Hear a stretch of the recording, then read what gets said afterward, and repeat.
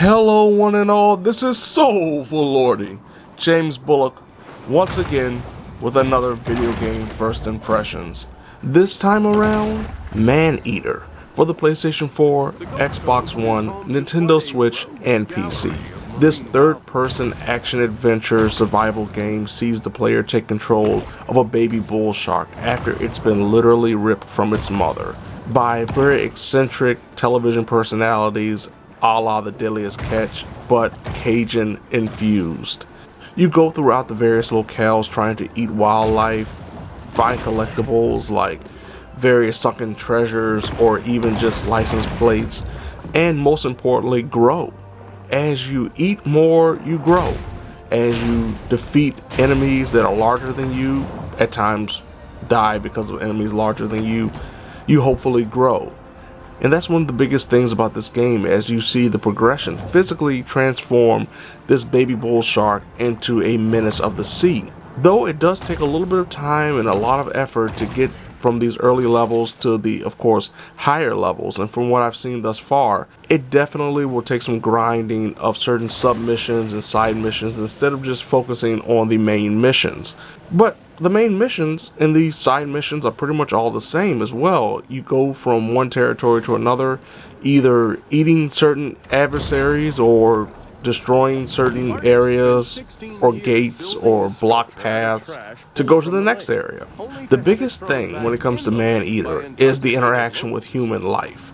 Though a majority of the time your focus will be on the aquatic life, both adversaries and just simple harmless targets like turtles or catfish. Humans are where it's at, because not only can you attack humans who are just innocent bystanders to your feeding frenzy, the more you attack and eat humans in boats and jet skis, the more it will alert whatever hunters are in the area that are connected to the Maneater quote-unquote show.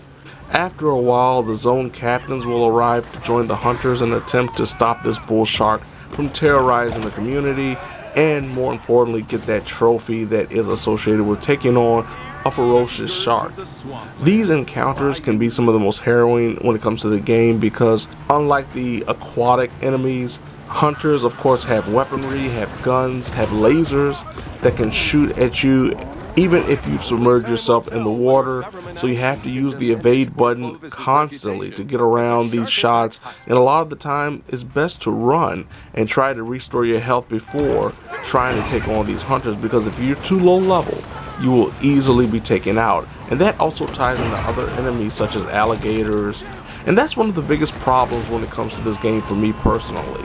Beyond the subpar graphics, beyond the kind of static aquatic life, because really you don't see alligators attacking other fish like you're doing, beyond the significant loading times at times, and beyond one of the biggest flaws to me is the fact that if you do die, you will be transported to the nearest grotto, which is pretty much a home base that allows for you to upgrade your shark, which means if you die during or close to a mission, you will have to travel all the way back to the starting point of that mission and start all over again.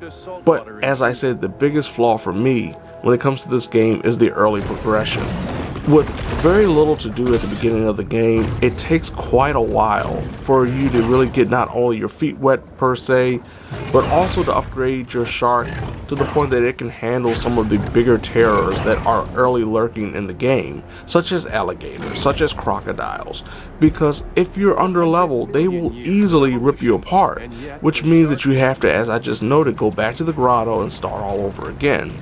Now, thankfully, the checkpoint system allows for you not to lose much progress outside of distance, but it's still a very annoying feature when you're stuck against something that's definitely more powerful than you, simply because the game hasn't balanced itself to put you in a position that will help you avoid these dangerous foes.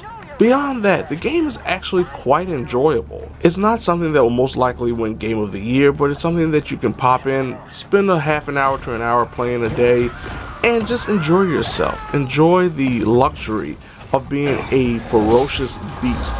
So there you have it. This has been Soulful Lordy, James Bullock, once again with another video game first impressions. Maneater for the PlayStation 4, Xbox One, Nintendo Switch, and PC. Now if you don't mind, I have to hit the high seas. Maybe try to break through a gate or two. And if I'm lucky, and I get a chance to find one of those dastardly man-eaters, they will have no choice but to say, "Oh lordy."